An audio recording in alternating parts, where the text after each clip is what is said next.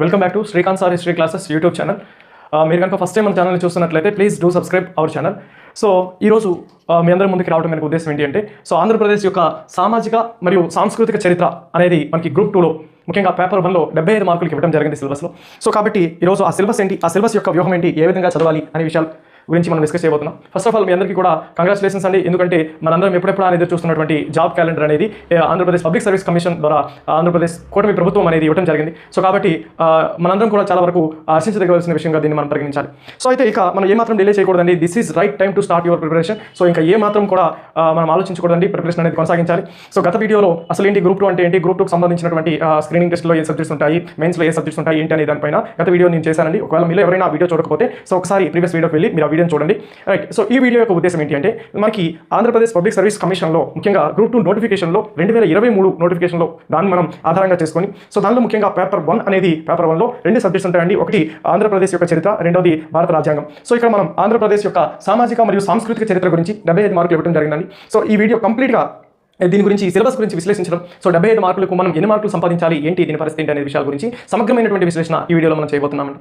So ఇక్కడ మీరు గమనిస్తే మనకి సిలబస్లో మనకి సుమారు 75 మార్కులు రావడం జరిగిందండి, ఇవ్వడం జరిగింది. అయితే ఇక్కడ మనకి సిలబస్లో మీకు అందరికీ కూడా ఆంధ్రప్రదేశ్ పబ్లిక్ సర్వీస్ కమిషన్ సంబంధించిన సిలబస్ నోట్ అనేది ఎలాగో మీకు తెలుసు, మీరు గూగుల్లో చూసినా మీకు డౌన్లోడ్ చేసుకోవచ్చు. అయితే ఈ సిలబస్లో మనకి మొత్తం సుమారు ఎన్ని టాపిక్స్ ఇచ్చారు అంటే 5 టాపిక్స్ ఇవ్వడం జరిగిందండి. సో మొత్తానికి 5 టాపిక్స్ ఇచ్చారు. సో దీనిలో మనం గమనిస్తే మొదటి టాపిక్ ఏదైతే ఉందో, సో ఈ మొదటి టాపిక్ అనేది కంప్లీట్గా ప్రాచీన ఆంధ్రుల చరిత్ర. అదేవిధంగా సెకండ్ టాపిక్ ఏదైతే ఉందో ఇది కంప్లీట్గా మధ్యయుగ ఆంధ్రుల చరిత్ర. ఇక 3 నుంచి 5 వరకు 3, 4, 5 ఇది కంప్లీట్గా ఆధునిక ఆంధ్రుల చరిత్రగా ఇవ్వడం జరిగిందండి. సో చాలా ఇంపార్టెంట్. సో మనం సిలబస్ అనేది మనం బేరీజ్ వేసుకోవాలండి. సిలబస్ అనేది మనకి ఒక బైబిల్ గాను, ఒక ఖురాన్ గాను, ఒక భగవద్గీతగా మనం భావించాలి. ఎందుకంటే సిలబస్లో ఉన్న అంశాలన్నీ కూడా మనం అధ్యయనం చేయాలండి. కొన్నిసార్లు ఆ సిలబస్లో లేని అంశాలు కూడా మనం అధ్యయనం చేయాల్సిన అవసరం అనేది ఏర్పడుతుంది. సో కాబట్టి ఒక్క పాయింట్ కూడా మనం మిస్ కాకూడదు, ఒక్క మార్కు కూడా మనకి మిస్ కాకూడదండి. సో ఆ విధంగా పకడ్బందీగా మనం సిలబస్ అనేది అధ్యయనం చేయాలి. అయితే ఇక విద్యార్థులు గమనించాలి. సో మనం ఈ 5 యూనిట్స్ని మనం 3 పార్ట్స్గా మనం డివైడ్ చేయాలి. సో ఇక్కడ మీరు చూసుకుంటే మొదటిగా ఉన్న దాన్ని మనం చూసుకుంటే ప్రాచీన ఆంధ్రుల చరిత్ర. సో ఇక్కడ మనం ఒక్కొక్కటి మనం ఒకసారి అధ్యయనం చేద్దామండి. ప్రాచీన ఆంధ్రుల చరిత్ర మనం ఏ ప్రాంతం యొక్క చరిత్రనైనా కూడా 3 భాగాలుగా విభజించాలండి. సో ప్రాచీన ఆంధ్రుల చరిత్ర మనం భారతదేశ చరిత్ర కూడా ఈ విధంగానే మనం అధ్యయనం చేశామండి. సో ఇక ఆంధ్రప్రదేశ్ చరిత్రకు వచ్చేసరికి ప్రాచీన ఆంధ్రుల చరిత్ర, మధ్యయుగ ఆంధ్రుల చరిత్ర, అదేవిధంగా ఆధునిక ఆంధ్రుల చరిత్ర. సో మనకి పేపర్ 1లో ఫస్ట్ యూనిట్కి వచ్చేసరికి ప్రాచీన ఆంధ్రుల చరిత్ర. సో ఈ యొక్క కంప్లీట్గా దీన్ని నేను ఏం చేశాను అంటే 4 ప్రధాన భాగాలుగా విభజించాను. సో ప్రాచీన ఆంధ్రుల చరిత్ర అంటే ఏంటి, తొలి మానవుడు ఆంధ్రప్రదేశ్ గడ్డపైన అడుగుపెట్టినప్పటి నుంచి తొలి మానవుడి యొక్క ఆవిర్భావం నుంచి మనం ఇక్కడ మాట్లాడతాం ప్రాచీన ఆంధ్రుల చరిత్రలో. ఓకేనా. సో మరి అయితే ఇక్కడ మీరు గమనించాలి, ఈ ప్రాచీన ఆంధ్రుల చరిత్రను నేను 4 ప్రధాన భాగాలుగా విభజించానండి. సో మొదటిది ఏంటి అంటే పూర్వ చారిత్రక యుగ సంస్కృతులు. ఇక్కడ అభ్యర్థులు మీరు గమనించాలి, ఇది కంప్లీట్గా మీరు రన్నింగ్ నోట్స్ రాసే ప్రయత్నం చేయాలండి. సో నేను ఈ సిలబస్ ఆధారంగా ఇక్కడ నుంచి మీకు క్లాసులు అనేవి ఉండబోతున్నాయి. సో కాబట్టి సిలబస్ అనేది ఖచ్చితంగా మీరు రాసుకోవాలి. సో ఒకటి పూర్వ చారిత్రక యుగ సంస్కృతులు, ప్రీ హిస్టారిక్ కల్చర్స్ అండి. ఇక రెండవ టాపిక్ ఏంటి అంటే శాతవాహనుల పూర్వయుగం.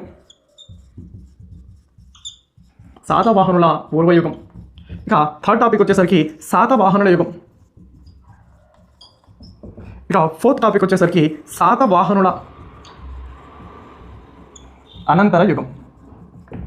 4 టాపిక్స్ అండి. సో అయితే ఇక్కడ మీరు గమనించాలి, మనకి ప్రాచీనం నుంచి ఎక్కువ మార్కులు వస్తాయా, మధ్యయుగం నుంచి ఎక్కువ మార్కులు వస్తాయా, ఆధునికం నుంచి ఎక్కువ మార్కులు వస్తాయా, సో ఇటువంటి ఆలోచన ఉంటుందండి. మొత్తం 75 మార్కులు కండి. సో ఒక్కొక్క దానికి 25 మార్కులు వేసుకున్న మనకి 3 పాతికలు 75 అండి. సో 5 మార్కులు అటవచ్చు ఇటవచ్చు అండి. సో 2023 వచ్చేసరికి ఏ విధంగా అడిగారు అంటే, మనకి ప్రాచీనము మధ్యయుగం నుంచి 40 మార్కులు అడిగారండి ప్రశ్నలు. అదేవిధంగా ఓన్లీ ఆధునిక ఆంధ్రుల చరిత్ర నుంచి కంప్లీట్గా 35 మార్కులకి ప్రశ్నలు అడగడం జరిగింది. సో కాబట్టి ఒక ప్యాటర్న్ అనేది నేను ఫాలో అవుతున్నాడని నేను అనుకోవడం లేదండి. సో కాబట్టి అన్నిటికీ కూడా సమాన ప్రాధాన్యత ఇస్తూ మనం అధ్యయనం అనేది చేయాల్సి ఉంటుంది. సో ఇక్కడ మనం ప్రాచీన ఆంధ్రుల చరిత్రకు వచ్చేసరికి ప్రీ హిస్టారిక్ కల్చర్స్ అండి, పూర్వ చారిత్రక యుగ సంస్కృతులు. సో మనం ఇప్పుడు ఏం చేస్తామంటే ఒక్కొక్కటి మనం అధ్యయనం చేస్తామండి. సో ప్రీ హిస్టారిక్ కల్చర్స్లో ఏం అధ్యయనం చేయాలి, అదేవిధంగా శాతవాహనుల పూర్వయుగం దీనికి సంబంధించిన అంశాలు ఏంటి, సో వీటి గురించి పిన్ టు పిన్ ఏమేమి చదవాలి అనే విషయాలు ఒక్కొక్కటి నేను ఇప్పుడు చెప్పే ప్రయత్నం చేస్తాను. సో అభ్యర్థులు ఈ విషయాలు మీరు జాగ్రత్తగా వినాలి, రైట్. సో ఇక్కడ మీరు గమనిస్తే ఫస్ట్ టాపిక్ వచ్చేసరికి పూర్వ చారిత్రక యుగ సంస్కృతులు. సో మనం చరిత్ర అంటే జరిగిపోయిన దాన్ని అధ్యయనం చేయడం అండి. సో జరిగిపోయినదంతా కూడా అధ్యయనం చేయాలా అంటే అవసరం లేదండి. సో పోటీ పరీక్షలకు ఏం అడుగుతారో అవి నేర్చుకుంటే చాలండి. సో మనం ఏదో గుడ్డేది చేలో పడినట్టు మొత్తం చదువుకుంటే వెళ్ళిపోయినాం అనుకోండి, సో మనకి ఈ నోటిఫికేషన్ అనేది అయిపోతుంది. సో కాబట్టి ఏమేమి చదువుకోవాలి, ఏం చదువుకోకూడదు అనే విషయాలపైన మీకు అవగాహన అనేది తప్పనిసరి. ఇక్కడ గమ్మత్తైన విషయం ఏంటి అంటే, భారతదేశ చరిత్రకు సబ్జెక్ట్ చాలా ఎక్కువ అండి, సువిశాలమైనది భారతదేశ చరిత్ర. సో సబ్జెక్ట్ ఎక్కువ, మార్కులు తక్కువ అండి. సో మీకు ప్రిలిమ్స్లో 30 మార్కులు ఉంటుందండి. సో 30 మార్కుల్లో భారతదేశ చరిత్ర సంస్కృతి అని అంటారండి. సో దానిలో సబ్జెక్ట్ చాలా ఎక్కువ అండి. దానిలోనే మనం ఏన్షియన్ చదవాలి, మిడివల్ చదవాలి, మోడర్న్ చదవాలి. సో కంప్లీట్గా జాతీయోద్యమం పైన ప్రత్యేక దృష్టి వహించాలి. సో కానీ ఇక్కడ వచ్చేసరికి సబ్జెక్ట్ చాలా వరకు తక్కువ అండి, కాకపోతే మార్కులు ఎక్కువ. సో సబ్జెక్ట్ తక్కువ, మార్కులు ఎక్కువ ఎక్కడ అంటే ఆంధ్రుల చరిత్ర విషయంలో. సో కాబట్టి ప్రతి ఒక్క అంశాన్ని మనం కూలంకుషంగా అధ్యయనం చేయాలి, అవసరమైనది. డిమాండ్ ఆఫ్ ఎగ్జామ్ అండి. ఏం అడుగుతున్నారు ఎగ్జామినర్, ఏం మన నుంచి ఎక్స్పెక్ట్ చేస్తున్నాడు ఎగ్జామినర్. సో పాత చింతకాయ పచ్చడిలాగా మనం చదువుకుంటూ వెళ్ళిపోతే ఉపయోగం లేదండి. సో తను ఏ క్వశ్చన్ అడుగుతున్నారో దాన్ని ఉద్దేశించి మనం అధ్యయనం చేయాలి, రైట్. సో ఇక్కడ ముఖ్యంగా గమనిస్తే మనకి పూర్వ చారిత్రక యుగ సంస్కృతులు.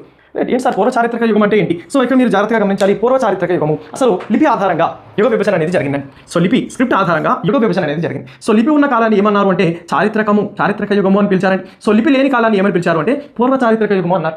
సింపుల్గా గుడ్డిగా గుర్తుపెట్టుకోవాలండి. లిపి ఉన్న కాలాన్ని చారిత్రక యుగం. ఎందుకు చారిత్రక యుగం అన్నారు? సో గతాన్ని సాహిత్య ఆధారాల ద్వారా అధ్యయనం చేసే శాస్త్రాన్ని చరిత్ర అని పిలుస్తారు, రైట్. సో ఇక్కడ గతాన్ని సాహిత్య ఆధారాల ద్వారా అధ్యయనం చేయడానికి చరిత్ర అని పిలుస్తారండి. సో ఇక్కడ సాహిత్యము లిపి ఉంటుంది కాబట్టి సాహిత్యం ఉంటుంది కాబట్టి ఈ కాలాన్ని చారిత్రక యుగం, హిస్టారిక్ ఏజ్ అంటారు. సో లిపి లేని కాలాన్ని చారిత్రకం కన్నా ముందున్న కాలం కాబట్టి పూర్వ చారిత్రక యుగం అని పిలిచారు. సో గమనించాలి ఈ విషయాన్ని, రైట్. అసలు పూర్వ చారిత్రక యుగం అంటే ఏంటి, దీని యొక్క ఉద్దేశం ఏంటి, దీన్ని ఎవరు అధ్యయనం చేస్తారు? సో పూర్వ చారిత్రక యుగాన్ని ఎవరు అధ్యయనం చేస్తారు అంటే పురావస్తు శాస్త్రజ్ఞులు అధ్యయనం చేస్తారండి.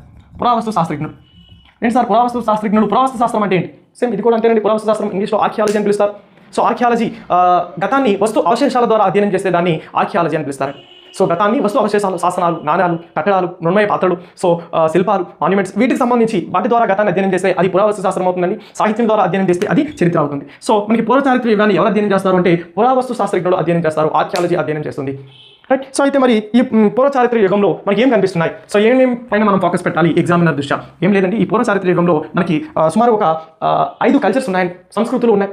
సంస్కృతి అంటే ఏంటి? సంస్కృతి అంటే జీవన విధానము, నాగరికత అంటే మెరుగైన జీవన విధానము, way of living pattern is called culture, right. So ఇక్కడ మనం గమనిస్తే ఈ పూర్వ చారిత్రక యుగ సంస్కృతుల్లో ముఖ్యంగా 5 సంస్కృతులు మనకు కనిపిస్తాయండి. సో ఒకటి ఏంటి అంటే ప్రాచీన శిలాయుగ సంస్కృతులు. సో రెండవది వచ్చేసరికి మధ్య శిలాయుగము. ఇక మూడవది వచ్చేసరికి నవీన శిలాయుగము. ఇక నాలుగవది వచ్చేసరికి తామ్ర శిలాయుగం. ఇక ఐదవది వచ్చేసరికి బృహత్ శిలాయుగము. సో ఈ టాపిక్లో మనకి ఈ 5 రకాలైనటువంటి యుగ సంస్కృతుల పైన ప్రత్యేకమైనటువంటి అవగాహన అనేది ఉండాలి. సో వాస్తవానికి మానవుడి యొక్క పుట్టుకను మనం ఎలా భావిస్తామో అంటే దాన్ని ఆదిగా మనం పరిగణిస్తామండి. ఆది ఫ్రమ్ ది ఎర్లీ. సో తొలి మానవుడు అనేవాడు మనకి భారతదేశ చరిత్రలో చూసుకుంటే తొలి మానవుడు అనేవాడు మహారాష్ట్రలోని పూనాలోని బోరి అనేటటువంటి కొండ గుహలలో మనకి తొలి మానవుడి యొక్క జాడను కనుగొన్నారండి. సో ఇక్కడ మనకి ఏమడుగుతారు అంటే ఆంధ్రాలో తొలి మానవుడి యొక్క జాడ ఎక్కడ, ఇలాంటి ప్రశ్న అడుగుతారండి. ఆంధ్రాలో తొలి మానవుడి యొక్క జాడ మనకి కృష్ణా గోదావరి తీరంలో ఆంధ్రాలో తొలి మానవుడి యొక్క జాడను గుర్తించడం జరిగింది. సో ఆంధ్రాలో తొలి మానవుడి యొక్క జాడ ఎక్కడ ఉంది? సో ఇక్కడ మనం గమనిస్తే ఆంధ్రప్రదేశ్లో ముఖ్యంగా ప్రాచీన శిలాయుగానికి సంబంధించిన సంస్కృతులకు సంబంధించిన సైట్స్ ఏవైతే ప్రదేశాలు ఎక్కడెక్కడ గుర్తించారు, సో మధ్య శిలాయుగంలో సంబంధించినటువంటి ప్రదేశాలను ఎక్కడ గమనించారు, సో వీటి గురించి మనం అధ్యయనం చేయాల్సి ఉంటుంది. సో ముఖ్యంగా ఈ ప్రాచీన శిలాయుగానికి సంబంధించినటువంటి సైట్స్ని మనకి గమనిస్తే మన ఆంధ్రప్రదేశ్లో కొన్ని ప్రాంతాల్లో గుర్తించారండి. సో ఎక్కడ అంటే ఒకటి కడప, ఇంకొకటి కర్నూలు, ఇంకొకటి చిత్తూరులో గుర్తించారు. అదేవిధంగా మనం చూసుకుంటే నాగార్జున కొండ. సో మీరు గమనిస్తే కర్నూలులో మనకి ముచ్చట్ల చింతమానుగవి అనే ప్రాంతం. అదేవిధంగా కర్నూలులో బేతంచెర్ల. అదే మీరు చూసుకుంటే చిత్తూరు విషయంకి వచ్చేసరికి రేణిగుంటలో మనకి ప్రాచీన శిలాయుగానికి సంబంధించిన సంస్కృతులు కనిపిస్తాయి. అదేవిధంగా మీరు ప్రకాశం, ఇది గతంలో ప్రశ్న అడిగారండి. ప్రకాశంలో గిద్దలూరు అనే ప్రాంతంలో ఈ యొక్క ప్రాచీన శిలాయుగానికి సంబంధించిన సంస్కృతులను గుర్తించడం జరిగింది. So Mesolithic cultures and so ఆంధ్రాలో ఏ ప్రాంతాల్లో గమనించారు, రైట్. కర్నూలు, కడప, చిత్తూరు, నాగార్జునకొండ, ఓకేనా, గుంటూరు అండి. అదేవిధంగా బేతంచెర్ల. సో వీటి గురించి ఎక్కడెక్కడ గుర్తించారు, సైట్స్ని ఎక్కడెక్కడ గుర్తించారని అడుగుతారు. అదే విషయం మీరు మధ్య శిలాయుగానికి వచ్చారనుకోండి. ఈ మధ్య శిలాయుగంలో మనకి ముఖ్యంగా ఎక్కడెక్కడ గుర్తించారు అంటే మధ్య శిలాయుగంలో కేతవరం, అదేవిధంగా నాగార్జునకొండ, అదేవిధంగా బొర్రా గుహలు. సో ఇక్కడ మనకి ముఖ్యంగా మధ్య శిలాయుగ సంస్కృతులను ఆంధ్రప్రదేశ్లో గుర్తించడం జరిగింది. అదేవిధంగా మీరు నవీన శిలాయుగాన్ని చూసుకున్నారనుకోండి. నవీన శిలాయుగంలో మనకి అనంతపురంలో ఉన్నటువంటి పాలవాయి, అదేవిధంగా తాడిపత్రి, అదేవిధంగా కర్నూలులో ఉన్నటువంటి రామాపురము, అదేవిధంగా వీరాపురము.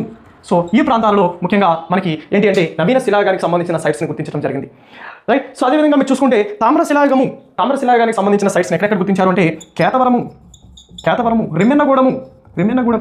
సో ఇది మనం చూసుకుంటే రెమ్మెన్నగూడెం మెదక్ జిల్లా అండి. రెమ్మెన్నగూడెం, అదేవిధంగా కేతవరం, అదేవిధంగా మనం చూసుకుంటే ఇటువంటి ప్రదేశాల్లో తామ్ర శిలాయుగానికి సంబంధించిన సైట్స్ని గుర్తించారు. సో వాస్తవంగా ఇక్కడ క్వశ్చన్ మీరు గమనించాలండి. మనకి తామ్ర శిలాయుగం అనేది ఆంధ్రప్రదేశ్లో లేదు. మీరు గమనిస్తే తామ్రము, రాగి పనిముట్లను మిగతా ప్రాంతాల నుంచి వీళ్ళు ఏం చేశారు అంటే దిగుమతి చేసుకోవడం జరిగింది. సో మీరు గమనిస్తే కేతవరం, కీసరపల్లి. సో ఇటువంటి చోట్ల ఈ రాగి పనిముట్లు అనేవి మనకు కనిపించడం జరిగింది. సో ఇవే ప్రశ్నలు అడుగుతారండి. క్రింది వాటిలో ఆంధ్రులకు సంబంధించి ప్రాచీన శిలాయుగ సంస్కృతులు ఏ చోట్ల గుర్తించారు అని అడుగుతుంటారండి. సో అదేవిధంగా బృహత్ శిలాయుగము, ఇది చాలా ఇంపార్టెంట్ అండి. బృహత్ శిలాయుగము. సో బృహత్ శిలాయుగంలో ముఖ్యంగా వీళ్ళు సమాధుల గురించి మనకి ఖచ్చితంగా పేపర్లో ప్రశ్న అనేది కనిపిస్తుంది. సో మీరు సమాధుల గురించి మనకి సిస్ట్ అంటే ఏంటి, సిస్ట్ అంటే ఏంటి, డాల్విన్ అంటే ఏంటి, సర్కోపాగి అంటే ఏంటి, అదేవిధంగా రాతి వలయాలు అంటే ఏంటి, సో వీటికి సంబంధించినటువంటి బృహత్శిలాయుగానికి సంబంధించినటువంటి సైట్స్ మనకి పేర్లు అడుగుతుంటారు. సో ఎక్కడెక్కడ వీటిని గుర్తించారు, ఏంటి వీటి పరిస్థితి, సో ఎక్కడెక్కడ గుర్తించారండి ఈ యొక్క బృహత్శిలాయుగానికి సంబంధించినటువంటి సైట్స్ని ఎక్కడెక్కడ గుర్తించారు అంటే కమలాపురంలో గుర్తించారండి. అదేవిధంగా కళ్యాణదుర్గం, అదేవిధంగా విజయవాడ, అదేవిధంగా ఒంటిమిట్ట, అదేవిధంగా మనం చూస్తే సిద్ధవటం, సో సిద్ధవటం, ఒంటిమిట్ట, కమలాపురం, కళ్యాణదుర్గం, విజయవాడ, పుంగనూరు, అదేవిధంగా వేల్పమడుగు. సో ఇలాంటి కొన్ని ప్రదేశాలలో ఈ బృహత్శిలాయుగానికి సంబంధించినటువంటి సైట్స్ని మనం గుర్తించడం జరిగింది. సో ఈ టాపిక్లో ఇంకా ముఖ్యంగా మనం ఇంకేమేమి మాట్లాడాలి, ఈ యొక్క 5 ప్రధాన యుగ సంస్కృతులతో పాటుగా ఈ సైట్స్ పేర్లు మీరు గుర్తుపెట్టుకోవాలండి. అదేవిధంగా ఈ యుగ సంస్కృతులతో పాటుగా ఈ టాపిక్లో మనకి తొలి మానవుడికి సంబంధించి ముఖ్యంగా అతడు ఒక కళాత్మక హృదయంతో కొన్ని చిత్రలేఖనం అనేది వేయడం జరిగిందండి. ఆ చిత్రాలకు సంబంధించి ప్రశ్నలు కూడా మనకి అడగడం జరుగుతుంది. సో పూర్వ చారిత్రక యుగానికి సంబంధించినటువంటి చిత్రలేఖనము, సో ఈ చిత్రలేఖనం నుంచి కూడా ప్రశ్న అనేది రావడం జరిగింది. సో మనం చూసుకుంటే ఈ చిత్రలేఖనం ప్రీ హిస్టారిక్ పెయింటింగ్స్ అని మనకి భారతదేశంలో మనం చూసుకుంటే మధ్యప్రదేశ్లోని భీంబెట్కా అనే చోట ఈ చిత్రలేఖనాలు మొట్టమొదటిసారిగా కనుగొన్నారండి. మన ఆంధ్రప్రదేశ్లో కూడా చాలా ప్రాంతాల్లో ఈ చిత్రలేఖనాలు మనకు కనిపిస్తాయి. ముఖ్యంగా ఏమేమి చిత్రాలు వీరు గీశారు, ఎటువంటి చిత్రాలు గీశారు, ముఖ్యంగా వీరు మనం చూసుకుంటే కొన్ని జంతువుల చిత్రాలు గీశారండి. జంతువులు, సో ఏంటి జంతువులు, ఏనుగు, పులి, ఖడ్గమృగం, చేపలు, పక్షులు, ఇటువంటి జంతువుల యొక్క చిత్రాలు. అదేవిధంగా ఇంకేం గీశారు వీళ్ళు, మానవాకృతులు, సో అది మానవాకృతులు. అదేవిధంగా వివిధ తెగల మధ్య ఘర్షణలు, ఘర్షణల గురించి వీరు చిత్రాలు గీశారు. ముఖ్యంగా ఇది స్త్రీ పురుషుల నాట్యాలు వేస్తున్నట్లు, స్త్రీ పురుషుల యొక్క ఆ యొక్క విలాసవంతంగా వాళ్ళు నాట్యాలు చేస్తున్నట్లు ఈ యొక్క చిత్రలేఖనం మనకి కళ్ళకు కట్టినట్లు కనిపిస్తాయి. సో పూర్వ చారిత్రక యుగానికి సంబంధించినటువంటి అద్భుతమైనటువంటి చిత్రలేఖనం గీయడం జరిగింది. సో అదేవిధంగా మీరు చూసుకుంటే ఇంకేం చేశారు, సంగీత పనిముట్లు, సంగీత వాయిద్యాలు వాయిస్తున్నట్లు ఈ చిత్రలేఖనంలో మీకు కనిపిస్తుంది. సార్ ఆ రోజుల్లో పెయింటింగ్స్ లేవు కదా, ఎలా వీరు చిత్రలేఖనం గీశారు, ఎలా గీశారు అంటే ఈ పెయింటింగ్స్ లేకపోయినా కొన్ని జిగురులు కొన్ని రంగురాలను తెచ్చుకున్నారండి. ఆ రంగురాలను పొడిగా చేసి వాటిలో కొన్ని జిగురులు వేసి వాటిని గోడపైన అద్దించడం జరిగింది. సో మరి ఆంధ్రప్రదేశ్లో ఈ యొక్క ప్రీ హిస్టారిక్ కల్చర్స్కి సంబంధించినటువంటి చిత్రలేఖనం మనకి ఎక్కడ కనిపిస్తుంది, చాలా ప్రదేశాల్లో కనిపిస్తుందండి. ఉదాహరణకి ఆధోని, అదేవిధంగా వేల్పుమడుగు, సో ఆధోని, వేల్పుమడుగు చిత్తూరులో కనిపిస్తుందండి. బూదగవి, అదేవిధంగా చిత్తూరు, సో అదేవిధంగా నాగార్జునకొండ, బొర్రా గుహలు, సో వీటిలో కూడా మనకి ఈ యొక్క ప్రీ హిస్టారిక్ పెయింటింగ్స్ అనేవి మనకు కనిపిస్తుంది. సో ఫస్ట్ టాపిక్లో మనం ప్రాథమికంగా 5 యొక్క సంస్కృతుల గురించి అధ్యయనం చేయాలండి. సో ఆ తర్వాత మనకు ముఖ్యంగా ఈ యొక్క ప్రీ హిస్టారిక్ కల్చర్స్కి సంబంధించినటువంటి ప్రాంతాల పేర్లు, వీటి గురించి ఖచ్చితంగా ప్రశ్నలు అడిగే అవకాశం ఉంది. సో ఇక తర్వాత ముఖ్యంగా ఈ టాపిక్లోనే ఇంకొక చాలా ఇంపార్టెంట్ అయిన విషయం మనం అధ్యయనం చేయాలండి. సో ఆంధ్రుల యొక్క పుట్టు పూర్వోత్తరాల గురించి మనం తెలుసుకోవాలి. అసలు ఆంధ్ర అనే శబ్దం ఎక్కడి నుంచి వచ్చింది, ఆంధ్రులు అంటే ఎవరు, ఏంటి అనే విషయాలపైన మనకు అవగాహన ఉండాలి. అయితే ఇక్కడ అభ్యర్థులకు విషయం గమనించాలండి. సో మనం ఆంధ్రప్రదేశ్ చరిత్ర చదువుతున్నప్పుడు ముందుగా మనం ఆంధ్రప్రదేశ్ యొక్క భౌగోళిక అంశాలపైన దృష్టి ఉండాలి. ఆంధ్రుల యొక్క భౌగోళిక అంశాలు, సో భౌగోళిక అంశాలు అనేవి మన చరిత్రపైన ప్రభావం చూపిస్తాయండి. సో ఆంధ్రుల యొక్క సరిహద్దులు ఏ విధంగా ఉన్నాయి, సో ఎటువంటి సరిహద్దులు ఉన్నాయి, సో వీటికి సంబంధించి భౌగోళిక అంశాలపైన ఖచ్చితంగా మనకు అవగాహన ఉండాలి. సో ఇక ఆంధ్రుల గురించి మనం అధ్యయనం చేస్తున్నాం కాబట్టి ఈ ఆంధ్ర అనే పదం ఎక్కడి నుంచి వచ్చింది, సో మనకి సోర్సెస్ చాలా ఉన్నాయండి ఆంధ్రుల గురించి అధ్యయనం చేయడం కోసం. సో ముందుగా మనం చూసుకుంటే ఆంధ్రుల గురించి మొట్టమొదటిసారిగా ప్రస్తావిస్తున్నది ఎవరు అంటే ఐతరేయ బ్రాహ్మణము.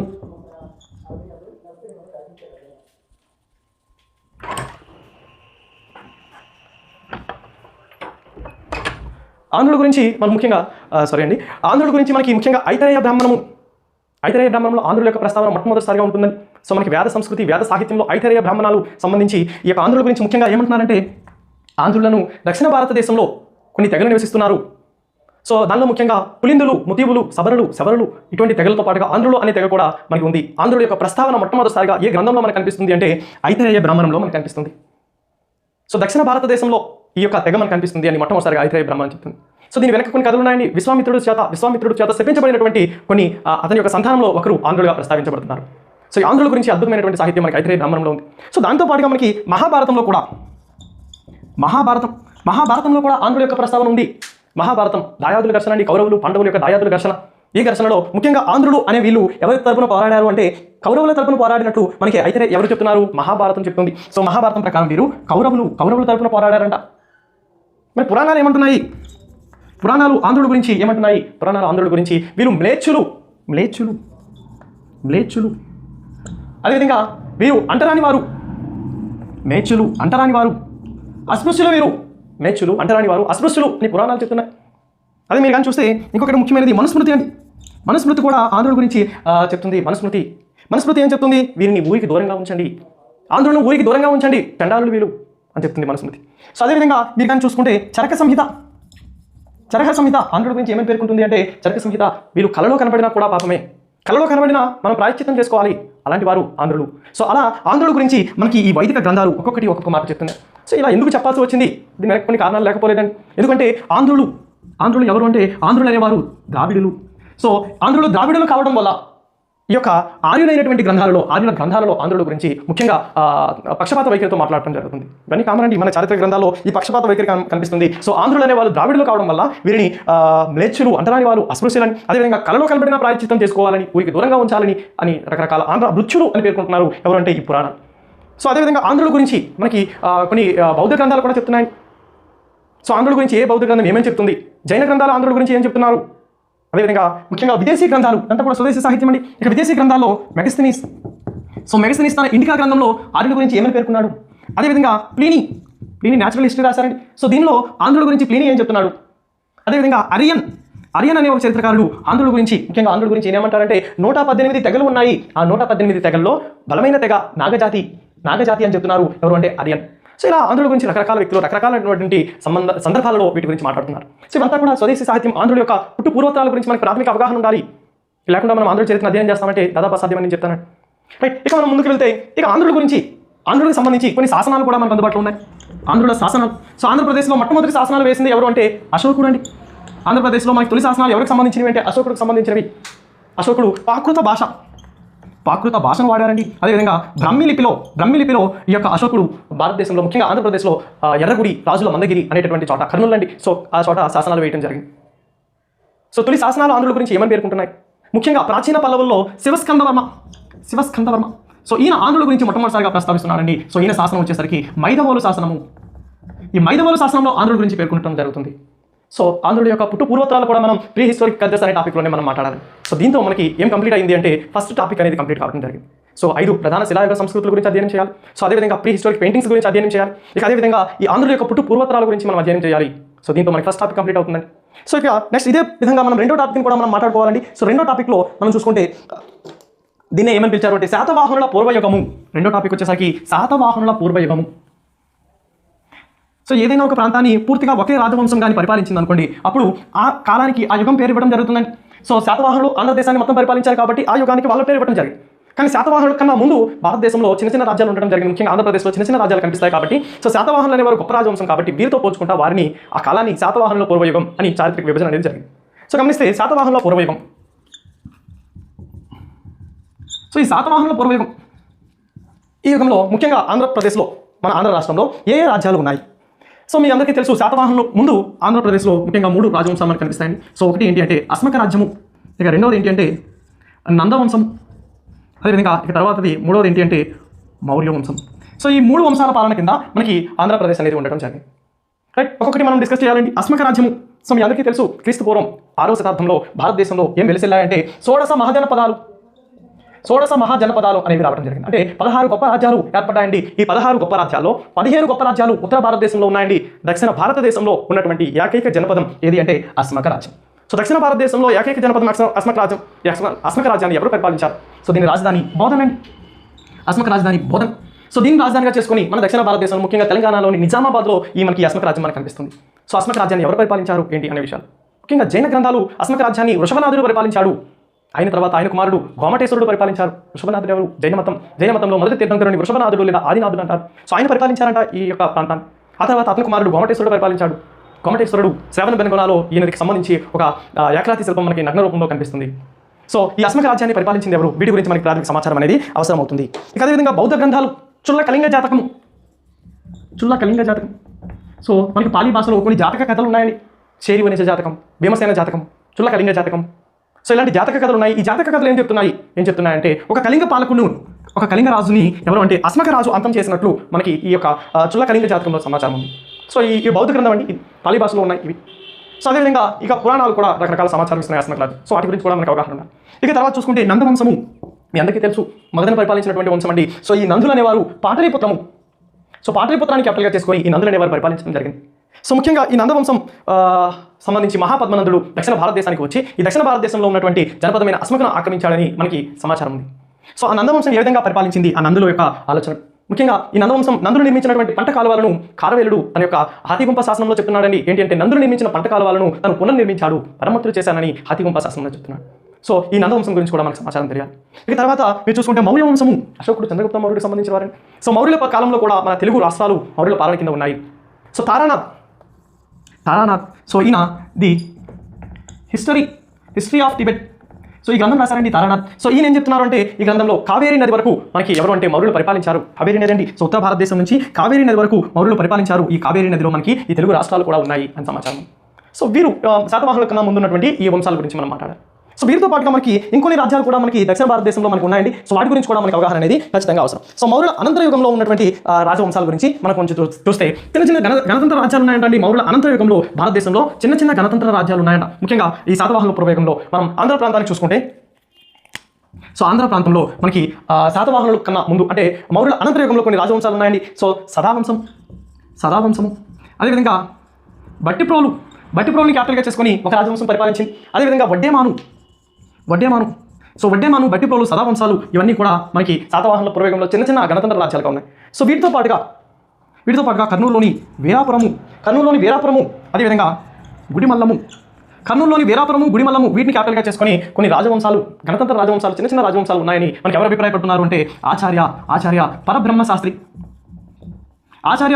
ఏమంటున్నారంటే మనకి శాతవాహనుల కన్నా ముందు సదావంశము ఆ వంశం పరిపాలిస్తుందండి. సో ఈ గుంటూరు ప్రాంతంలో ఉంటాయండి ఇవన్నీ కూడా. బట్టిప్రోలు, వర్ధమానుడు పేరు మీదుగా వడ్డేమాను అనే ప్రాంతం అండి. సో వర్ధమానుడు జైన మతం ఆ రోజుల్లో అద్భుతంగా మన ఆంధ్ర ప్రాంతంలో ఉండేదండి. సో వడ్డేమాను, వీరాపురం, కర్నూలు, గుంటూరు, గుడిమల్లం ఈ ప్రాంతాలలో చిన్న గణతంత్ర రాజ్యాలు ఉన్నట్లు మనకి ఆచార్య పరబ్రహ్మ శాస్త్రి చెప్పడం జరుగుతుంది. సో ఇదంతా కూడా మనకు అవగాహన ఉండాలండి. ముఖ్యంగా అస్మక రాజ్యము, నందవంశం, మౌర్య వంశం, తర్వాత ఉన్నటువంటి ఈ రాజ్యాల గురించి. సరే సిలబస్లో చెప్పలేదు కదా అంటే ఖచ్చితంగా మనం అవగాహన ఉండాలండి. తప్పకపోయినా కొన్నిటిపైన మనం దృష్టి పెట్టాలి. సో దీంతో మనకి ఏం కంప్లీట్ అయింది అంటే సెకండ్ టాపిక్ అయినటువంటి శాతవాహనుల పూర్వయుగం అనే టాపిక్ కంప్లీట్ అయింది. సో ఇక నెక్స్ట్ చాలా ఇంపార్టెంట్ అండి. సో మీకు 50% మార్కులు వచ్చేటటువంటి టాపిక్ ఏది అంటే మీకు ప్రాచీన ఆంధ్రుల చరిత్ర గురించి ఒక 10 ప్రశ్నలు అడిగితే సో దానిలో దాదాపు 15 ప్రశ్నలు అడిగేటటువంటి ఏరియా ఏది అంటే ఈ యొక్క ఏరియా అండి. సో దాన్ని మనం ఎలా మాట్లాడుతున్నామంటే శాతవాహనుల యుగము. చాలా ఇంపార్టెంట్ అండి. సో ఖచ్చితంగా దీని నుంచి మీకు ప్రశ్నలు అనేవి దాదాపు 50% ప్రశ్నలు, ప్రాచీన ఆంధ్రుల చరిత్రలో 50% ప్రశ్నలు శాతవాహనుల యుగం అనే టాపిక్ నుంచి రావడం జరిగింది. సో మరి కాబట్టి దీని యొక్క ప్రాధాన్యత చాలా ఎక్కువ అండి. దాదాపు తెలుగు ప్రాంతాలు, రాయలసీమ, తెలంగాణ ఈ ప్రాంతాలందరినీ ఏకం చేసి సుమారు 450 సంవత్సరాలు కాలం పాటు పరిపాలించినటువంటి గొప్ప రాజవంశం ఏది అంటే ఈ శాతవాహనులని. అద్భుతమైనటువంటి పరిపాలన అందించారు. సో మరి వీటి గురించి మనం ముఖ్యంగా ఏమేమి మాట్లాడుకోవాలి, ఈ శాతవాహనులో మనం ఎగ్జామ్ ఓరియంటేషన్లో డిమాండ్ ఆఫ్ ఎగ్జామ్ ఏం అడుగుతున్నారు, సో వీటి గురించి మనం ఖచ్చితంగా అవగాహన అనేది ఉండాలి. సో ముఖ్యంగా వీళ్ళ గురించి తెలియజేస్తున్నటువంటి వీళ్ళ చరిత్రకు ఆధారాలు మనకు అవసరమండి. సో ముఖ్యంగా సాహిత్యం, ముఖ్యంగా విదేశీ సాహిత్యాలు 2 రకాలండి. సో విదేశీ సాహిత్యంలో మెగస్తనీస్ ఏం సమాచారం ఇస్తున్నాడు, ప్లీనీ ఏం సమాచారం ఇస్తున్నాడు. అదేవిధంగా ఇంకో గ్రంథం ఉందండి, ఆ గ్రంథం పేరు పెరిప్లస్ ఆఫ్ ది ఎరిత్రియన్సీ. సో ఈ గ్రంథాలు ఈ యొక్క శాతవాహనుల గురించి మనకు సమాచారం ఇస్తున్నాయి. ముఖ్యంగా శాతవాహనులు ఇండో రోమన్ వ్యాపారం చేశారండి. అద్భుతమైనటువంటి వ్యాపారం. నా భూతోన్న భవిష్యత్ మౌర్యుల అనంతర యుగంలో శాతవాహనులు చేసినటువంటి వ్యాపారం చాలా గొప్ప వ్యాపారం. సో దీనికి సంబంధించి ఈ పెరిప్లస్ ఆఫ్ ఎరిత్రియన్సీ ఎవరు రాశారు? అజ్ఞాత నావికుడు అండి. సో పెరిప్లస్ ఆఫ్ ఎరిత్రియన్సీ, ప్లీనీ తన న్యాచురల్ హిస్టరీ, మెగస్తనీస్ ఇండికా అనే గ్రంథాలలో ఈ యొక్క శాతవాహనుల గురించి అద్భుతమైన సమాచారం ఇస్తున్నారు. రైట్. సో అదేవిధంగా మీరు చూసుకుంటే స్వదేశీ గ్రంథాలు శాతవాహనుల గురించి మనకి సమాచారం ఇస్తున్న స్వదేశీ గ్రంథాలు, ముఖ్యంగా వైదిక గ్రంథాలు మనకి శాతవాహనుల గురించి సమాచారం ఇస్తున్నారు. అదేవిధంగా జైన గ్రంథాలు, గ్రంథాలు, అదేవిధంగా బౌద్ధ గ్రంథాలు, అదేవిధంగా మనం చూసుకుంటే గాథా సప్తసతి వీటన్నిటి గురించి మనకు అవగాహన ఉండాలని. గాథా సప్తసతి ఏంటి నేను ముందు వీడియోస్లో నేను ప్రతి మాట మీకు కూలంకషంగా చెప్పే ప్రయత్నం చేస్తాను. సో గాథా సప్తసతి. ఇక అదేవిధంగా మీరు చూసుకుంటే వాత్సాయనుడు రాసినటువంటి కామసూత్ర ఇవన్నీ కూడా ఎవరి గురించి అంటే శాతవాహనుల గురించి మనకు సమాచారం ఇస్తున్న గ్రంథాలు. సో వైదిక మతం, హిందూ మతానికి సంబంధించిన గ్రంథాలు, అదేవిధంగా జైన మతానికి సంబంధించి అద్భుతమైన గ్రంథాలు వీళ్ళు సమాచారం ఇస్తున్నారు. అదేవిధంగా బౌద్ధ మతానికి సంబంధించినవి సో గాథా సప్తసతి, హాలుడు రాసిన గాథా సప్తసతి, అదేవిధంగా కామసూత్ర, వాత్సాయనుడు రాసిన కామసూత్ర. సో శాతవాహనుల గురించి మనకు సమాచారం ఇవ్వడం జరుగుతుంది. సో వీటి గురించి మనం ప్రత్యేకంగా మాట్లాడుకోవాలి. ఇక తర్వాత ఈ యొక్క వీరు చరిత్రకు సంబంధించి కొన్ని శాసనాలు కూడా మనకు అవసరమండి. సో శాతవాహనులకు సంబంధించి అద్భుతమైనటువంటి శాసనాలు చాలా శాసనాలు శాతవాహనుల దగ్గర మనకి సుమారు 26 శాసనాలు లభ్యమవుతున్నాయి. సో ఈ శాసనాలపైన ఖచ్చితంగా ప్రశ్న అనేది రావడం జరుగుతుంది. సో అదేవిధంగా వీరి కాలం నాటి నాణ్యాలు. సో నేను ఇప్పుడు వీటి గురించి మాట్లాడతలేదండి, శాసనాలు ఏంటి, నాణ్యాలు ఏంటి, వీటి గురించి నేను మాట్లాడతలేదండి. సో మనం టాపిక్లో వాటి గురించి మనం మాట్లాడుకుంటున్నాం. సో శాసనాలు, నాణ్యాలు. సో ఈ నాణ్యాలు మనకి చాలా ప్రదేశాల్లో లభ్యమయ్యాయండి. ముఖ్యంగా మీరు చూసుకుంటే కోటిలింగాల, కొండాపూర్, అదేవిధంగా ధూళికట్ట, కోటిలింగాల, కొండాపూర్, ధూళికట్ట, అదేవిధంగా ఏలేశ్వరం, పెదబంకూరు. సో వీటిలో వీరి యొక్క శేషంకి సంబంధించి 14 నాణ్యాలు, ఈ నాణ్యాలన్నీ కూడా మనకి వీరి కాలం నాటి నాణ్యాలు అద్భుతంగా మనకి లభిస్తున్నాయి. సో శాసనాలు, నాణ్యాలు ఖచ్చితమైన సమాచారం ఇస్తున్నాయి. సాహిత్య ఆధారాలు కొంత పక్షపాత వైఖరి ఉండొచ్చండి, కానీ శాసనాలు, నాణ్యాలలో ఇక తిరుగులేని ఆధారాలు ఇవి. సో ఏ ప్రాంతాల్లో ఏ ఆధారాలు దొరికాయి వీటి గురించి కూడా ప్రశ్నలు రావడం జరుగుతుంది. సో ఈ తర్వాత మనం చూసుకుంటే వీళ్ళకి సంబంధించి కొన్ని వివాదాలు ఉన్నాయండి. శాతవాహనులకు సంబంధించి కొన్ని వివాదాలు ఉన్నాయి. ఆ వివాదాలు మనకు అవసరమండి, వాటిని కూడా మనకి ప్రశ్నలు అడగబోతున్నారు. సో వివాదాలు ఏంటి? శాతవాహనుల యొక్క చరిత్రకు సంబంధించి కొన్ని వివాదాలు ఉన్నాయి. సో ఆ వివాదాలు ఏంటి సార్ చూద్దాం. సో ఖచ్చితమైన ఆధారాలు లేవండి, వీటికి సంబంధించి కొన్ని హైపోథసిస్, పరికల్పనలు మనకు కనిపిస్తాయి. సో శాతవాహనులు. సో ఈ పేరు ఎలా వచ్చింది? శాతవాహనుల పేరు ఎలా వచ్చింది? ఇప్పుడు వివాదం అండి, ఒక్కొక్క అభిప్రాయం చెప్తున్నారు. శాతవాహనుల అనే పేరు ఎలా వచ్చింది? ఇక అదేవిధంగా ఈ శాతవాహనులు అనేవారు ఏ జాతికి చెందినవారు? యక్ష జాతికి చెందినవారా, లేకపోతే నాగజాతికి చెందినవారా? శాతవాహనులు యక్ష జాతికి చెందినవారా, నాగజాతికి చెందినవారా? శాతవాహనుల యొక్క వర్ణం ఏంటి? వీరు బ్రాహ్మణులా, లేకపోతే ఏ వర్ణానికి చెందినవారు? రైట్. అదేవిధంగా శాతవాహనులు ఆర్యులా, లేకపోతే ద్రావిడులా? సో శాతవాహనులు ఆర్యులా, లేకపోతే ద్రావిడులా? సో శాతవాహనుల పేరు. సో వీటిపైన ఖచ్చితమైన అవగాహన లేదండి. సో వీరు ముఖ్యంగా వీరి యొక్క జన్మస్థలం పైన వివాదం ఉంది. వీరి జన్మస్థలం. సో రకరకాల వాదనలు వినిపిస్తుంటాయండి. కొందరు ఏమంటున్నారంటే వీరు మహారాష్ట్ర ప్రాంతానికి చెందినవారు అంటున్నారు. కొందరు ఏమంటున్నారంటే లేదండి వీరు కర్ణాటక ప్రాంతానికి చెందినవారు అంటున్నారు. సో కొందరు ఏమంటున్నారంటే లేదండి వీరు ఆంధ్ర ప్రాంతానికి చెందినవారు. సో ఈ జన్మస్థలం పైన వివాదాలు. సో ఈ వివాదాలపై నుంచి కూడా మనకు ప్రశ్నలు అనేవి రావడం జరిగింది.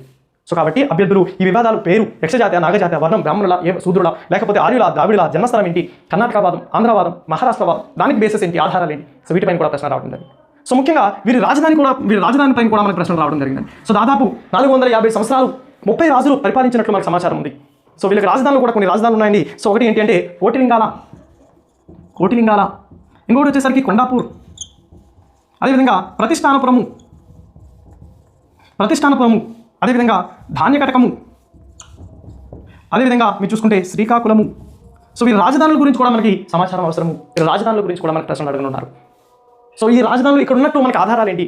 సో వీరి నాణ్యాలు ఏ ప్రాంతాల్లో దొరికాయి? మొన్న అడిగారండి. సో శాతవాహనుల యొక్క తొలి నాణ్యాలు ఏ ప్రాంతంలో లభ్యమయ్యాయి అని అడిగారు. సో కోటిలింగాలలో దొరికాయా, మహారాష్ట్రలో దొరికాయా? సో అడుగుతున్నారండి ప్రశ్నలు. సో కాబట్టి మనం అధ్యయనం చేయాలి. ఇక ఈ శాతవాహనుల యొక్క కాలము 450 సంవత్సరాలని పరిపాలించారు 30 మంది రాజులు. సో ఆ కాలం కూడా మనకు ఒక వివాదమేనండి. శాతవాహనుల యొక్క కాలం పురాణాలు అయితే ఒక రకంగా చెప్తున్నాయి, గ్రంథాలు అయితే ఒక రకంగా చెప్తున్నాయి, సాహిత్య ఆధారాలు ఒక రకంగా చెప్తున్నాయి, శాసనాధారాలు ఒక రకంగా చెప్తున్నాయి. సో కాబట్టి వారి కాలం ఏంటి? సో ఏదేమైనప్పటికీ వారు 450 సంవత్సరాలు పాలించారండి. సుమారు 30 మంది రాజులు పరిపాలించారు. ఇక నెక్స్ట్ చాలా ఇంపార్టెంట్ శాతవాహనుల యొక్క రాజకీయ చరిత్ర. సో శాతవాహనుల యొక్క రాజకీయ చరిత్రను మనం అధ్యయనం చేయాలి. సో కొంతమంది రాజులు ఉన్నారు, వాటి గురించి కూడా మనకు అవగాహన ఉన్నారు. సో అవేంటి? సాహిత్యం. సో సాహిత్య ఆధారాలు ఇస్తున్నటువంటి వీరి రాజకీయ చరిత్ర మనకు అవసరమండి. సో ఎవరెవరు రాజులు ఉన్నారు? సో చాలా ఇంపార్టెంట్ అండి. సో మనం చూసుకుంటే శ్రీముఖ. సో ఈయన ఒక రాజండి. ఈ తర్వాత కృష్ణ లేదా కన్హ అని పిలుస్తారు. ఈ తర్వాత చూసుకుంటే శాతకర్ణి, 1వ శాతకర్ణి. ఈ తర్వాత చూసుకుంటే వేదశ్రీ.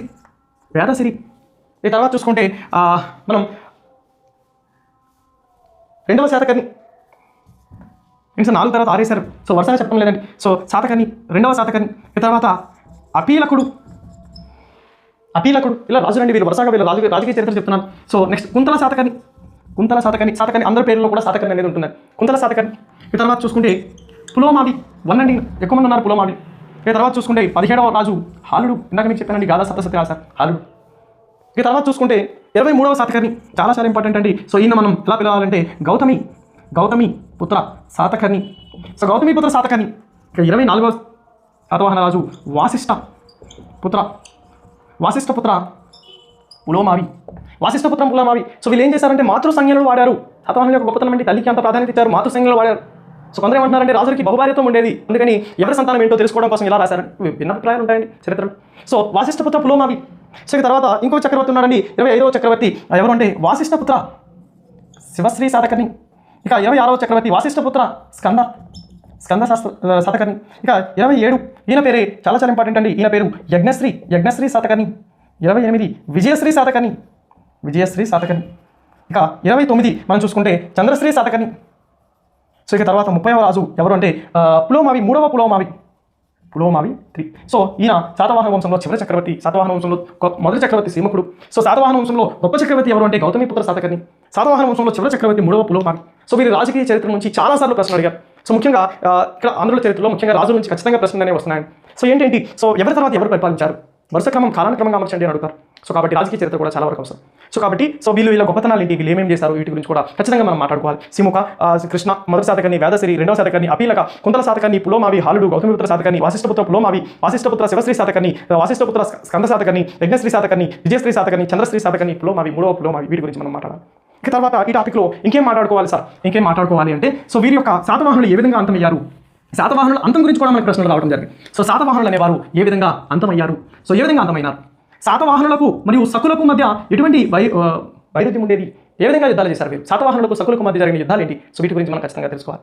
ఇక తర్వాత ఈ టాపిక్లో మనం ముఖ్యంగా ఏమేమి మాట్లాడుకోవాలి అంటే ప్రత్యేకంగా ఈ ఆంధ్రుల చరిత్రకు సంబంధించి మీకు చెప్పే ముఖ్యమైన విషయం ఏంటి అంటే రాజకీయ చరిత్ర అవసరమైన రాజకీయ చరిత్రతో పాటుగా మనం ప్రత్యేకంగా వారి యొక్క సామాజిక, ఆర్థిక, పరిపాలన మరియు వాస్తుశిల్పకళలపైన కూడా దృష్టి పెట్టాలి. చాలా అవసరమండి.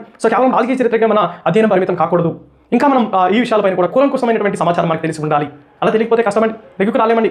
రైట్. ముఖ్యంగా వీరి యొక్క పరిపాలన పరిపాలన ఏ విధంగా ఉంది, ముఖ్యంగా ఎటువంటి పరిపాలన అందించారు, వీటికి సంబంధించి కొంత సాహిత్య గ్రంథాలు కూడా అందుబాటులో ఉన్నాయండి. వారి పరిపాలన ఏ విధంగా ఉంది, పరిపాలన విభాగాలు ఏ విధంగా, రాజ్యాన్ని మనం చూసుకుంటే రాజ్యాన్ని రాష్ట్రాలను భాగాలుగా కొన్ని భాగాలుగా విభజిస్తారండి. పరిపాలన అడ్మినిస్ట్రేషన్ కన్వీనియన్స్ కోసం పరిపాలన విభాగాలు ఏంటి, ముఖ్యమైన అధికారులు ఏంటి, అధికారుల పేర్లు ఏంటి, శాతవాహన కాలంలో అధికారులు ఎవరు, అధికారుల పేర్లు ఏంటి, అదేవిధంగా వీరి కాలం నాటి రెవెన్యూ పాలన భూమి శిస్తు ఎలా వసూలు చేశారు, వీరి కాలం నాటి న్యాయపాలన ఏ విధంగా ఉండేది. వీటి నుంచే మనకి ఎక్కువ మేజర్గా ప్రశ్నలు వస్తాయండి. న్యాయపాలన ఏ విధంగా ఉండేది, న్యాయస్థానాలు ఏ విధంగా ఉన్నాయి, న్యాయస్థానాలు ఏ పేర్లతో పిలిచారు, చక్రవర్తి దగ్గర ఉన్నతమైన అధికారాలు ఉన్నాయా లేవా, ఏంటి, న్యాయపాలన ఏ విధంగా ఉంది, శిక్షలు ఏ విధంగా ఉన్నాయి, శిక్షా స్మృతి ఏ విధంగా ఉంది. న్యాయపాలన గురించి కూడా మనకు ఖచ్చితంగా అవగాహన ఉండాలి. ఇక తర్వాత వీరి కాలం నాటి సమాజము చాలా ఇంపార్టెంట్ అండి. సామాజిక వ్యవస్థ ఏ విధంగా ఉంది, సమాజం ఎలా ఉంది, సమాజంలో ముఖ్యంగా సామాజిక వర్గీకరణ ఏ విధంగా ఇచ్చారు, వర్గీకరణ ఎలా ఉంది, అదేవిధంగా మహిళలకు వీరిచ్చే గౌరవం, మహిళలకు వీరిచ్చే గౌరవం ఏ విధంగా ఉంది. సమాజం గురించి అధ్యయనం చేయాలంటే 2 పాయింట్లు తెలియాలండి. ఒకటి ఏంటంటే సోషల్ స్ట్రాటిఫికేషన్ తెలియాలి, రెండోది మహిళలకు ఇచ్చే గౌరవం తెలియాలి. మహిళలకు ఎటువంటి గౌరవం ఇచ్చారు వీళ్ళు, మాతృసంఖ్యలు వాడారండి వాళ్ళు, మహిళలు గౌతమిపుత్ర శాతకర్ణి, మహిళలకు ఇచ్చినంత గౌరవం ఇంకెవరు ఇవ్వలేదండి. మహిళలకు ఇచ్చిన గౌరవం, అందుకని శాతవాహనుల కాలం అద్భుతంగా కొనసాగింది పరిపాలన. సమాజం గురించి తెలుసుకోవాలి. ముఖ్యంగా వీరి కాలం నాటి ఆర్థిక వ్యవస్థ చాలా ఇంపార్టెంట్. ఆర్థిక వ్యవస్థ ఆర్థిక వ్యవస్థలో మనకి 3 అంశాలు ఉంటాయండి. ముఖ్యంగా పరిశ్రమలు ఏంటి, అదేవిధంగా వ్యవసాయము, అదేవిధంగా వాణిజ్యం. పరిశ్రమల గురించి తెలియాలి, ఎటువంటి పరిశ్రమలు అభివృద్ధి చెందాయి శాతవాహన కాలంలో, వ్యవసాయం ఏ విధంగా అభివృద్ధి చెందింది, ఎటువంటి పంటలు పండించారు, వీటి గురించి మనం అధ్యయనం చేయాలి. ఇక అదేవిధంగా వాణిజ్యము, శాతవాహనులు అద్భుతమైనటువంటి ఇండో రోమన్ వ్యాపారం చేశారు. రోమన్ దేశాలకు శాతవాహనులు వారికి సంబంధించినటువంటి ప్రొడక్ట్స్ ఎగుమతి చేయడం జరిగింది. ప్లీని తన న్యాచురల్ హిస్టరీలో చెప్తారంటే దక్షిణ భారతదేశంతో మనం చేసేటటువంటి ఈ వ్యాపారం ఆపకపోతే మన యొక్క రోమన్ రాజ్యం యొక్క ఆర్థిక వ్యవస్థ కుదేలవుతుంది. ఆ వాణిజ్యం గురించి మనకు తెలియాలి. ముఖ్యంగా పెరిప్లస్ ఆఫ్ ఎరిత్రెన్సీ అనేటటువంటి గ్రంథంలో ఏం చెప్తున్నారు అంటే ఈ యొక్క ఓడరేవుల గురించి సమాచారం ఇస్తున్నారు. ముఖ్యంగా దక్షిణ భారతదేశంలో శాతవాహనులు ఏ ఓడరేవులు గుండా వ్యాపారం చేసేవారు, భార్యగజ, కుల్లిన, సోపార, మసుల, పోదుక, ఇటువంటి ఓడరేవుల గురించి సమాచారం అడుగుతున్నారు. ఇక అదేవిధంగా ఈ ఆర్థిక వ్యవస్థలో ఆ కాలం నాటి నాణ్యాలు ఏంటి, వీటిని వీరు వినిమయంగా వాడేవారు, వర్తకాలు ఏ విధంగా కొనసాగాయి, వర్తక శ్రేణులను ఏ పేరుతో పిలిచారు, అన్నీ అవసరం లేదనుకుంటున్నారు, చాలా అవసరం అండి ఇవన్నీ కూడా. వీటి గురించి మనకు అవగాహన ఉండాలి. ఈ తర్వాత ఆర్థిక వ్యవస్థ, సామాజిక వ్యవస్థ, పరిపాలన మాట్లాడడం ఇక చాలా ఇంపార్టెంట్. వారి యొక్క మత వ్యవస్థ, మత విధానం గురించి మనకు అవగాహన ఉండాలి. మత వ్యవస్థ, ఏ మతాన్ని మీరు స్వీకరించారు, ఏక బ్రాహ్మణాన్ని ఎదురు కలిగిందండి గౌతమిపుత్ర శాతకర్ణి. హిందూ మతాన్ని ఆదరించారా, లేకపోతే ఈ కాలం నాటి జైన మతం యొక్క పరిస్థితి ఏంటి, వైదిక మతం పరిస్థితి ఏంటి, జైన మతం పరిస్థితి ఏంటి, బౌద్ధ మతాన్ని వీరు ఏ విధంగా ఆదరించారు, క్షహరాటగా వీళ్ళతో యుద్ధాలు చేస్తున్నప్పుడు వీరు ఎటువంటి బౌద్ధ విధానాన్ని అనుసరించారు. వీటి గురించి మనం అధ్యయనం చేయాలి. వారి యొక్క మత విధానం గురించి ఖచ్చితంగా ప్రశ్న రావడం జరుగుతుంది. ఇక తర్వాత శాతవాహనుల కాలం నాటి భాషలు ఎటువంటి భాషను ఉపయోగించారు, సంస్కృతం ఉపయోగించారా, పాలి భాషను ఉపయోగించారా, భాషలపైన. వారి కాలం నాటి విద్య, వారి కాలం నాటి సాహిత్యము, ఎటువంటి గ్రంథాలు శాతవాహన కాలంలో ఎటువంటి గ్రంథాలు రాజపడ్డాయి. ఖచ్చితంగా ఆంధ్రప్రదేశ్ చరిత్రకు సంబంధించి ఈ యొక్క పుస్తకాల నుంచి ప్రశ్నలు అనేవి ఖచ్చితంగా రానున్నాయి. శాతవాహనుల కాలంలో రాయబడినటువంటి గ్రంథాలు ఏంటి, సాహిత్య ఆధారాలు, ముఖ్యంగా వారి కాలంలో ఎటువంటి సాహిత్యం అభివృద్ధి చెందింది తెలుసుకోవాలి. ఇక చాలా ఇంపార్టెంట్ మేజర్ రోల్ శాతవాహనులకు సంబంధించి వారి యొక్క వాస్తు శిల్పకళ, హిందూ శిల్పకళ ఏంటి, గుహాలయాలు ఏంటి, బౌద్ధ శిల్పకళలో ఎటువంటి ఆధారాలు ఉన్నాయి. అమరావతి స్తూపాన్ని నిర్మించారు. అమరావతి శిల్పకళ కృష్ణా గోదావరి జిల్లాలో శాతవాహనులు ఏర్పాటు చేసినటువంటి అమరావతి స్తూపం, అమరావతి శిల్పకళను అభివృద్ధి చెందించారు. పేరుకే వీరు వైదిక మతాన్ని స్వీకరించినప్పటికీ బౌద్ధ శిల్పకళను కూడా బాహాటంగా వీరు విస్తృతంగా వ్యాప్తి చెందించడం జరిగింది. వాటి గురించి కూడా మనకు అవగాహన ఉండాలి. రైట్. ఇవన్నీ కూడా మనం తెలుసుకుంటే శాతవాహనుల యుగము అని మనం మాట్లాడుకుంటామండి. మాక్సిమం 50% ప్రశ్నలు ప్రాచీన ఆంధ్రుల చరిత్ర నుంచి 50% ప్రశ్నలు శాతవాహనుల నుంచి రావడం జరుగుతుంది. డ్యామ్ షూర్గా చెప్తున్నాను, take it for granted. Right. శాతవాహనుల తర్వాత ఉన్నటువంటి టాపిక్ ఏంటి అంటే శాతవాహనుల అనంతర యుగము. శాతవాహనుల అనంతర యుగం అండి. దీని నుంచి కూడా మనకి ప్రశ్నలు వచ్చే అవకాశం ఉంది. కాబట్టి శాతవాహనుల తర్వాత ఎవరెవరు పరిపాలించారు ఆంధ్ర ప్రాంతాన్ని. శాతవాహనుల తర్వాత మనకి చూస్తే చాలా మంది రాజవంశాలు మనకి కనిపిస్తాయండి. ఈ టాపిక్ని మనం శాతవాహనుల అనంతర యుగము. శాతవాహనుల తర్వాత కాలం అండి. శాతవాహనులతో పోలుస్తూ శాతవాహనుల తర్వాత కాలం కాబట్టి శాతవాహనుల అనంతర యుగం అన్నారు. ఈ శాతవాహనుల అనంతర యుగంలో మనకు కొన్ని రాజ్యాలు ఉన్నాయండి. ఆ రాజ్యాల నుంచి ఖచ్చితంగా ప్రశ్నలు రావడం జరుగుతుంది. చిన్న రాజ్యాలండి. ముఖ్యంగా ఇక్ష్వాకులు. ఎవరు ఇక్ష్వాకులు? వీరి నేపథ్యం ఏంటి? సో వీరి రాజకీయ చరిత్ర ఏంటి, సో వీరి కాలం నాటి భాషలు ఏంటి, సో వీరికి సంబంధించిన సమాజం ఏంటి, వీరి ఆర్థిక వ్యవస్థ ఏంటి, సో కంప్లీట్గా వీటి గురించి మీకు అవగాహన ఉండాలి. సో ఇక్ష్వాకుల గురించి తెలియాలండి. సో ఇక్ష్వాకులు మేము రాముడు వంశానికి చెందిన వారము ఇలా చెప్పుకుంటారండి. ఇక్ష్వాకులు భారతదేశంలో ఒక 60 పైగా ఇక్ష్వాకు వంశాలు ఉన్నాయి. నేను రాముడు సంతతి వాళ్ళం మేము. సో కానీ చరిత్రకారులు ఆది బండార్కర్ లాంటి చరిత్రకారులు వీటిని వ్యతిరేకిస్తున్నారు. సో ఇక్ష్వాకులు ఎవరు, వీళ్ళు ఏమంటారంటే వాళ్ళు నేపథ్యం అయోధ్య నుంచి వచ్చాం మేము అని అంటున్నారు. కానీ సో ఏంటి వివాదాలు, వీటి గురించి మనం పూర్తిగా అధ్యయనం చేయాలి. ఇక్ష్వాకులు ఎవరు, అదేవిధంగా సో బృహత్పలాయనుడు, అదేవిధంగా మీరు చూసుకుంటే విష్ణుకుండినుడు, అదేవిధంగా శాలంకాయనుడు, అదేవిధంగా ఆనంద గోత్రికులు. వాస్తవానికి వీళ్ళ గురించి మనకు తెలియదండి. వాళ్ళ గోత్రాన్ని పేరు పెట్టి ఆనంద గోత్రికులు అని పిలిచారు. అదేవిధంగా పృథ్వీరాజ మూలవంశము, అదేవిధంగా మీరు చూసుకుంటే త్రికళింగ రాజ్యాలు, ఒడిశా ప్రాంతానికి సంబంధించి త్రికళింగ రాజ్యాలు, మాటరీ రాజ్యము, పితృభక్త వంశము, మాటరీ రాజ్యము. సో వీటి గురించి మనకు సమాచారం ఉండాలి. త్రికళింగ రాజ్యాలు. సో తర్వాత తూర్పు గాంగులు, ముఖ్యంగా అనంత చోడవర్మ ఈయన నిర్మించినటువంటి లింగరాజ దేవాలయము, జగన్నాథ ఆలయము, అదేవిధంగా నరసింహవరం నిర్మించినటువంటి కోనార్క్ సూర్య దేవాలయం, తూర్పు గాంగుల గురించి కూడా మనకు అవగాహన ఉండాలి. రైట్. సో అదేవిధంగా రణదుర్జేనులు, సో పిఠాపురం క్యాపిటల్గా చేసుకుని రణదుర్జేనులు పరిపాలించారు. అదేవిధంగా ప్రాచీన పల్లవులు, సో వీరి గురించి కూడా మనకు అవగాహన ఉండాలి. ఇక్ష్వాకులు, బృహత్పలాయనులు, విష్ణుకుండినులు, శాలంకాయనులు, ఆనంద గోత్రికులు, పృథ్వీరాజ మూలవంశము, త్రికళింగ రాజ్యాలు, తూర్పు గాంగులు, అదేవిధంగా రణదుర్జేనులు, అదేవిధంగా మనం చూసుకుంటే ప్రాచీన పల్లవులు. సో ఇలాంటి అనేక రాజ్యాల గురించి, సో ఈ యొక్క రాజ్యాలన్నిటి గురించి వీరికి సంబంధించిన వీరి నేపథ్యం తెలుసుకోవాలి. ముఖ్యంగా ఒక 5 అంశాలండి నేపథ్యం. సో వీరికి సంబంధించి వీరి యొక్క రాజకీయ చరిత్ర, సో వీరి కాలం నాటి సాహిత్యము, సో వీరి కాలం నాటి వాస్తు శిల్పకళ, సో అదేవిధంగా వీరి కాలంలో ఉన్నటువంటి పరిపాలన అంశాలు, సో వీటి గురించి వీరి యొక్క పరిపాలన ఇలాంటి ఒక 5 అంశాలు. సో మొత్తం అన్నింటి గురించి కూడా పైన ముందుగా ఇంకా చెప్పుకోవాలంటే రేనాటి చోళుడు, రేనాడు, కడప, కర్నూలు, చిత్తూరు ప్రాంతాన్ని కలిపి ఈ ప్రాంతాన్ని రేనాటి చోళుడు పరిపాలించారు. సో ఇలా వీరి యొక్క రాజకీయ చరిత్ర వీటన్నిటి గురించి అధ్యయనం చేస్తే మనకి ఏం కంప్లీట్ అవుతుంది అంటే ప్రాచీన ఆంధ్రుల చరిత్ర అనేది కంప్లీట్ అవుతుంది. సో రైట్ ఫ్రెండ్స్, సో మనం ఇప్పటికే ఎక్కువ టైం అయిందండి. సో ఇలా మనం ప్రాచీన ఆంధ్రుల చరిత్ర గురించి అధ్యయనం చేయాల్సి ఉంది. సో నెక్స్ట్ వీడియోలో మనం మధ్యయుగ ఆంధ్రుల చరిత్ర గురించి మనం మాట్లాడుకోబోతున్నాం. సో కాబట్టి అభ్యర్థి ద్వారా మీ అందరికీ నేను మళ్ళీ చెప్తున్నానండి. సో సిలబస్ అనేది అనాలిసిస్ చేయాలి, పిన్ టు పిన్ మీరు నేర్చుకోవాలండి. ఏం చదవాల ముందు నేర్చుకోవాలి. సో గతంలో ఉన్నటువంటి ప్రశ్నలు ఏమడుతున్నారు, సో ప్రశ్నల దృష్ట్యా ప్రీవియస్ పేపర్లో మీరు తరచుగా ప్రిపేర్ అయితే వీటి గురించి నేను చెప్పే అంశాలు మీకు అర్థమవుతాయండి. సో కనిపించినంత చదువుకుంటూ పోతే ఉపయోగం లేదు. So I wish you very all the best అండి. Thank you very much.